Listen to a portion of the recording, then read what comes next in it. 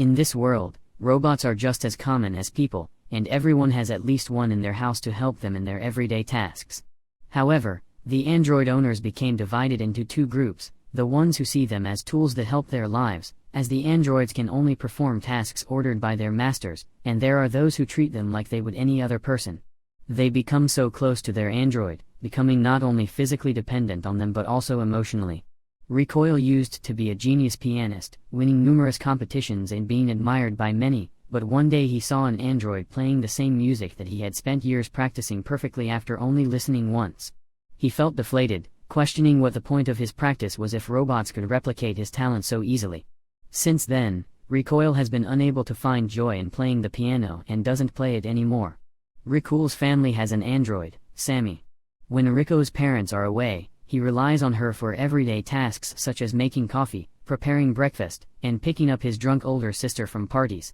Though Recoil uses Sammy all the time, he doesn't treat her with respect. He, in fact, despises her. He noticed something strange in Sammy's logs, a message asking if she was enjoying the times of Eve Cafe. Recoil had a hunch that something was up with Sammy. She had been going out on her own more lately and even taking detours from her usual errand routes. So he showed it to one of his friends, Masaki. Ritual was certain that something sinister was occurring. He needed help, and Masaki seemed to be the only one who could assist him with Sammy's GPS tracker.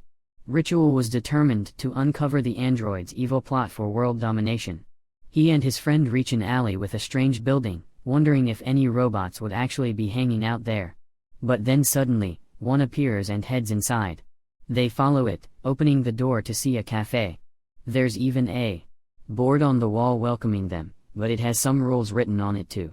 The board proclaimed that all who entered the cafe were to be treated as equals, regardless of whether they be human or android.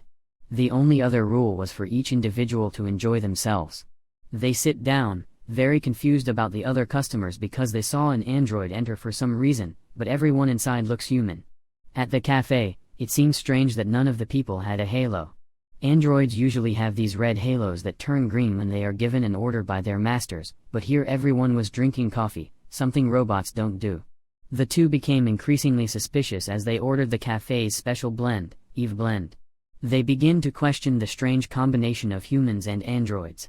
Suddenly, a cheerful girl named Akiko appears and introduces herself and the other patrons inside. Koji and Rina are always so sweet together at their table, like true lovebirds. Satoru is at his spot with a book in hand, just minding his own business. Doggy serves everyone the same yummy blend of coffee and makes sure everyone is treated equally. And finally, Shimai and Chai, father and daughter. The two kept going against the rules and talking about how humans were different from androids. Nagi, who had heard it all, wasn't too happy, so she took away their coffee. Ritual was so intrigued to know why Akiko would often visit the cafe, and he asked her if her family had any robots. Akiko replied yes and explained to him that both humans and androids have feelings, and she wants to be able to understand them. This thought stayed with him after leaving the cafe, even as he was at school thinking about it, which didn't match up with what he had always believed. He then spotted Akiko and saw a halo of light buzzing around her head, revealing that she was an android. Sammy made his coffee at home, but when he took a sip of it, he could tell something was different. It's the same blend as the one he had at the cafe. He asked her about it, and she admitted that she had changed the ingredients without his permission. His face turned red with anger, and he demanded to know if she was doing anything without his orders, but Sammy simply shook her head, pretending nothing had happened, as she went back to work. He confronted Sammy, demanding an explanation for why she had gone out the day before. She tried to dodge his questions and lied, claiming that it was to get groceries on orders from his parents and didn't go to Times of Eve. As he inspected, Rikul told Masaki that Sammy had denied something she hadn't been asked to do. Nasaki remarked that Sammy must be keeping some kind of secret and could possibly be telling lies. They decide to go to the cafe and catch her, but when they get there, they don't find her. So they decide to wait for her to catch her in the lie. Rikuo sees Akiko and goes to talk to her, but Chai takes his glasses and runs away, hoping that he will play with her. He has to chase her to get them back, but before he does, he wants to break the rule and ask Akiko if she's a robot. Shimai came and explained that it's normal for people to not always tell the truth, especially when it comes to protecting those they care about. Rikul started understanding that Sammy probably lied because she didn't want him to get hurt, and he finally realized that she had her own feelings as well. Sammy stepped into the cafe to buy the coffee blend. Akiko asked if her master liked the coffee blend, but Sammy said she wasn't sure. She explained that her master didn't like it when she did things on her own. Ritual went to the counter to get his glasses from Nagi, and when he put them on, he noticed Sammy standing just near him with her hair tied up. He aggressively let down her hair so that he could take a better look at her and was too stunned to even say a word. She starts running away, and he chases her, but the door has a special lock too. Make sure nobody can follow each other and uncover their identity. Nagi gently explained to Rikul how Sammy found the cafe and was able to open up and be her true self with them all. She wanted was for Rikul to feel joy and happiness in his life. When he arrived home, he called Masaki and tells him about finding Sammy in the cafe. Sammy was right beside him, bringing him coffee. He thought of what Nagi said about feeling appreciated, so he smiled at Sammy and thanked her for the coffee, making her beam with joy.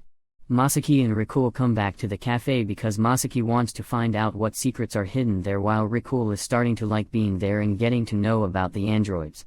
Nagi suggests that they should get to know the other customers instead of just watching them. In a strange way, she encourages Koji and Rina to come over and join the table. They were all standing there, but none of them said anything. Ritual was looking at Rina's chest, and that made Masaki angry, so he slapped Rikul. Riko curiously eyed Koji's camera and asked him all about it. He placed the camera beside the cafe's digital display button, and he was incredibly surprised when he saw Koji's pictures appear on the screen. Rina was so jealous when she saw a picture of Koji with another woman. She ran away, and Ritual followed her, only to discover that Rina was an android. She was once a bodyguard for someone important but got her leg injured and got abandoned. She ended up meeting Koji, fell in love with him, and decided to be by his side despite him being human. He consoles her, and they come back to Masaki and Koji, who were also talking about Koji and Rina's relationship. Koji is an android who works for the woman in the pictures, but he loves Rina. His master got so hurt by her past relationships that she became dependent on him, even for the bed dance. Don't ask me how. He wants to make his master happy and be loyal to her, so he decided to get closer to Rina to better understand human emotions and help her go through the trauma. Both are unaware that the other is an android, which further distorts the line between androids and humans because of their behaviors and ability to feel human emotions. The two boys leave the two lovebirds alone, realizing androids are capable of love. On their next visit to the cafe, they saw an old-looking android model walking in. It looked a bit wobbly and unsteady because it seemed to be worn out and not working properly. The robot walked over to Rikuo and Masaki and politely asked if it could join them. At first, they were startled, but before they could say anything, the robot explained that, according to the cafe's rules, it was allowed to be there just like any other customer. Masaki introduces himself and Ritual, telling its human nature to introduce themselves. The android tries to copy them and introduce itself but breaks its head because it can't remember its name. The android fixes its head and comes back, still acting strangely. While Nagi wanted to take its order, Rikul stayed calm and finished his coffee. He knew that if he didn't speak up, the android might start to overheat and explode, so he quickly ordered for himself and let the android copy him. When the coffee came, they tried desperately to stop it from drinking it. Androids don't drink coffee. To distract it, they asked it questions, such as how old it was and where it came from. It said that it was 8 years old, and they compare it to Chai the android. Much to their surprise, the android didn't explode after drinking the coffee through a tube attached to its neck, making the two realize that they must have looked stupid by all the stunts they pulled. Boggy comes to talk to the android to talk about its past. The android tells them that it was employed to take care of a child who drew a picture, but it doesn't remember the child it was taken care of. It doesn't even remember the address of the household it worked in. This causes it to malfunction when it realizes that it doesn't even remember its name. Nagi hugs it as it starts to shut down.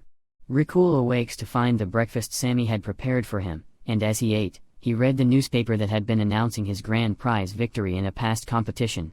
The thought of playing the piano filled his head with nostalgia, and even in class, his hands moved on their own as if playing an imaginary piano. Masaki brought over a report that he had found on his father's desk. It was about an experiment where they created androids to take care of children. This made them think Shinai could be an android looking after Chai. Rikul was surprised to find that Chai wasn't with her dad when he arrived at the cafe. He asked Chai why Shinai wasn't there, and she told him that he was not actually her real father. He was just her foster parent. Ritual asked Nagi what was going on and found out that Shimai wasn't always there for Chai. He wanted to know why Shimai kept hurting Chai by leaving her alone, but she got really upset and ran away. Satoru, who Rikuel had never spoken to before, explained to him that sometimes people hurt others without even realizing it. Rikuel was so upset by the answer that he stormed away from the table and plopped himself down at the loft, where he quickly fell asleep. Rikuel awoke to the sounds of a familiar melody in the cafe and sees Sammy playing his song on the piano. As he descended down, memories from his time there filled his thoughts. He had unexpectedly come to enjoy the cafe, especially with the androids whom he had once not particularly cared for. Sammy apologized for playing, explaining that Chai enjoyed it. She explains that she once played the song to Chai because she misses listening to Ritual playing the piano. He sits at the piano as he tells them that he stopped playing at home because Sammy was getting curious, and he was scared she would become better than him. But he doesn't care anymore. He plays the song beautifully, making Chai excited for another one. By the end, Rikuel even admitted that he started to enjoy the time he spends at the cafe. Masaki's been acting kind of strange lately, not wanting to go to the cafe, but they finally understand why. Masaki's dad is on TV as the head of the ethics committee. They're against androids forming bonds with humans, as they think the androids must be plotting something against humanity. Therefore, the committee claims to be taking measures to investigate and shut down those robots. Rikuel asks Masaki to go with him, but Masaki refuses. But he ends up going to the cafe after getting a call from Rikuel, telling him that there's a new android in the cafe. Masaki was shocked to discover that it was his android, Tex. He had been lying to his best friend, Rikuel, about not owning one. With a heavy heart, Masaki finally told Rikuel the truth and revealed the secret of his relationship with Tex. Masaki explains Tex took care of him while he was still a child, but it suddenly stopped talking to him. Masaki knew his father ordered Tex not to talk anymore, but he still felt like he was being betrayed. Suddenly, Tex began to talk. He started telling secrets about the new android that had just come into the cafe. The ethics committee had sent the android undercover to investigate the place. Despite not being able to speak with Masaki, Tex was always eager to keep him safe, so he used the office of Masaki's father to explore the ethics committee database and learn what they were researching. It was all in an effort to make sure that Masaki stayed out of harm's way. Masaki, who had always wanted to hear Tex speak, since he was used to hang out at the cafe, realizing that androids can't dominate the world because they have more humanity inside them than humans, especially Sammy. They watch this next video.